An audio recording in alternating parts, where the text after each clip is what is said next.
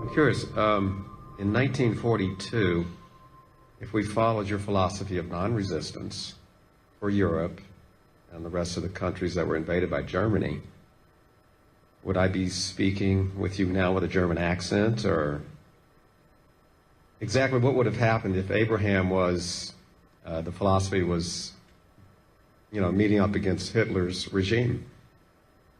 It seems to me that the passive would get run over and everybody would be eating schnitzel for breakfast.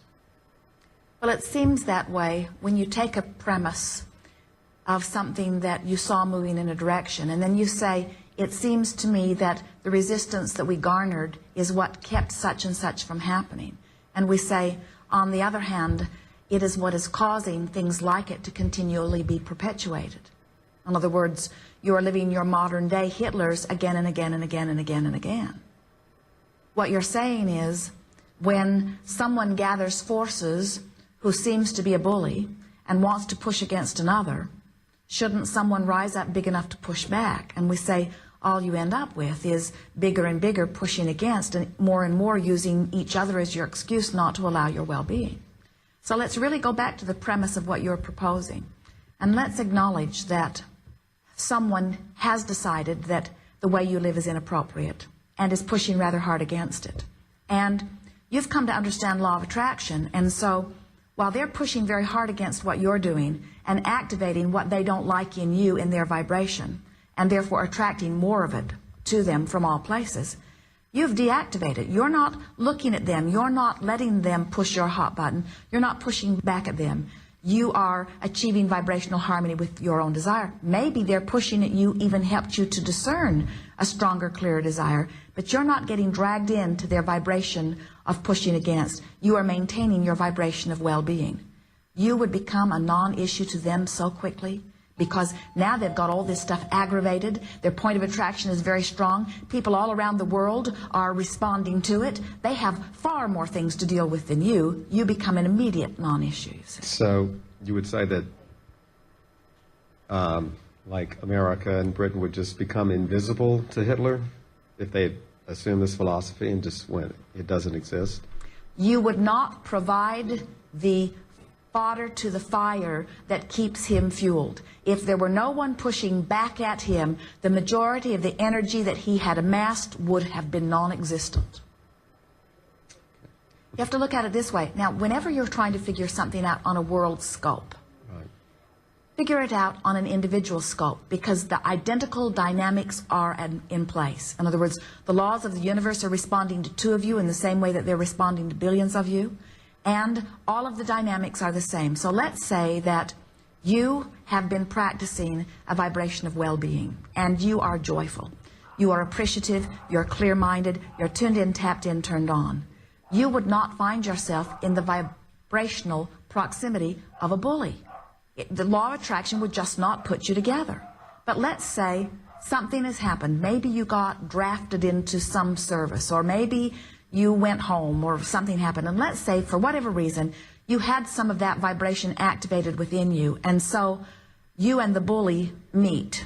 And by bully we mean anyone who's pushing at you for any reason. So you meet, and from what you're learning from Abraham, you would have to say, well, on some level I attracted this right into my experience. I didn't mean to, I certainly didn't want it, but now that it's here, I acknowledge that something about me attracted it. So now, in other words, on some level, we are a match. And the level is always, I don't like him and he doesn't like me. In other words, that's the basic match. Now, if you weren't thinking about him, there'd be no match.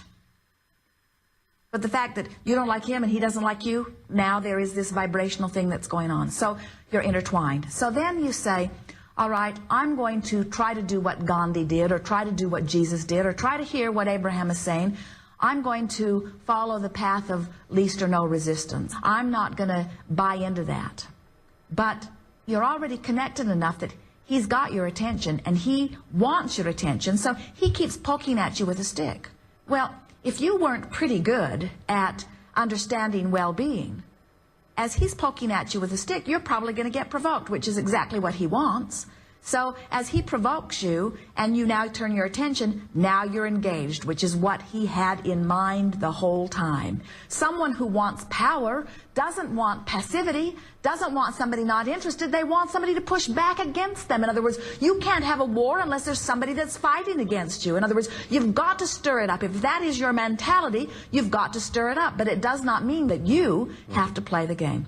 So now you're engaged in this and you say, oh, I don't like this even more than I thought I wouldn't like it. In other words, I really don't like this.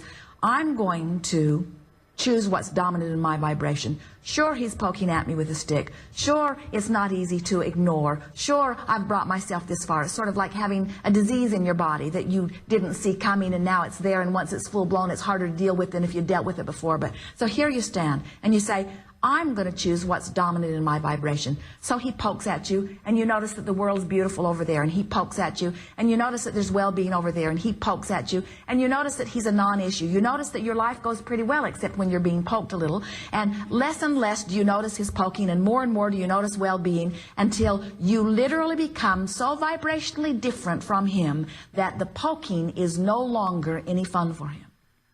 Because you vibrated out of range, and the same time you were vibrating out of range, others were vibrating into range. In other words, his enemies just bring themselves right to him, you see. What goes wrong with humans is they say, I want world peace. And we say, world peace is none of your business. Personal peace is. You can't orchestrate world peace. The only way you could ever orchestrate world peace is if you could convince everyone to want exactly the same thing. And you don't have a prayer of doing that. There is no possibility of getting everyone to agree with you, you see. So then you say, yes, but what if I ignore him? And so I disengage him from my vibration. Good word, isn't it? I've deactivated, and so I've disengaged him from my vibration. But what about the others that he's trampling? What about those that don't know as much as I do? And we say, now you're back involved. In other words, you get to choose. And we are not for a moment suggesting that getting involved is wrong. What we are getting at here is there are a lot of people that want purpose in life. They want reason. They want something to focus upon. In other words, the war or the cause, at what point does anyone get to decide that it's gone past nobility and patriotism and into terrorism and overtaking other countries? In other words, it's really a fine line who gets to decide who the bad guy is and who the good guy is. And always, the good guy is you, and the bad guy is them. And you all think that, you see. Okay. So finally, when you say, I don't have to figure it out for any of them, and I'm going to align with the energy of well-being and follow that path, then it gets easier for you to watch everyone else play out their games. Every now and again, Esther will find herself straddling the line. She can't decide if she's happy that the government is making effort to protect all of you, or if she is worried that the government and all of its efforts are part of the cause of the problem. And then Esther discovers that there's no right answer to that, but the answer for her is withdraw from the thought and live happily ever after. And it is our promise to her and generations that follow. You do not need to worry about what anybody else is doing if you're taking care of your own vibration. Would say that to an individual, we could never say it to a nation. A nation is made up of too many different vibrational beings, you see. We'll also say to you that in the midst of every upheaval, there are those that continue to thrive. Even in the midst of this that you bring up about Hitler, there were Jews, even living then, that were not affected by all of that. There are those whose sensitivity got them out in time. There were those whose sensitivity and lack of vibrational interaction with it left them untouched. There are all kinds of scenarios that if you were to do any sort of examination, you would have to discover that it is really a variable depending upon what your vibrational nature is. There are people today that are living in what, certainly by those standards of those times, have to be considered the best of times right here in your nation, and they are utterly miserable with no outside force doing anything at all to them. And there are those living in far worse circumstances than that that are joyful. How do you figure that out? You have to figure it out, that it is not about what's happening outside, it's what's happening inside. People say things like, it's not about what's happening, it's about your reaction to what's happening. And we say, If you will start controlling the way you feel, then your reaction will be in your control too. And then nothing in all of this universe could do anything except support and soothe you. As an uplifter, we hear the basis of these questions because you're a teacher to the very core of your being. And it's not an easy thing to know what you know and to live a life that is stable and good feeling and see others around you that have not figured it out or who cannot find their way. Knowing your way is the best possibility of them finding their way. And ultimately, at the moment of their transition, they will recall it all. And their lives have not been lost or wasted. They are contributing massively.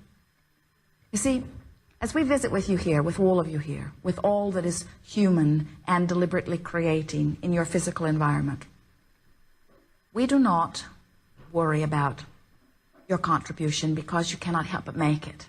We do not worry that you will not fulfill because you cannot avoid that. Your deciphering of data and the preference that is born within you makes you the leading edge attractor that you intended to be. And we are not concerned that eternalness will not continue. It must. And we are not concerned about the salvation of your soul because it is assured. And we are not worried about your dying because when you die, you reemerge into pure positive energy. And we are not worried about your placement when you die because we know the worthiness and the true nature of your being. The only reason that we visit with you in this format at all is because in this powerful now, you deserve to feel good. And since your life is now, we want you to feel good now. Not toward some world peace end, not toward some getting the house I want end, not toward bringing someone who's out of balance back into, because you are a pure energy who intended to use your powerful now to feel good now. We want you in on the expansion that you are so much a part of, you see. Your value is not in question. Your worthiness is not in question. Your future is not even in question. The only thing that is ever in question is your now. How do you feel now? How do you feel now? So you can acknowledge the value before you in this world and feel good now, or you can find pockets of things to worry and fuss about and not feel good now. It's your choice. But we wish for you fulfilling, satisfying, life-giving now.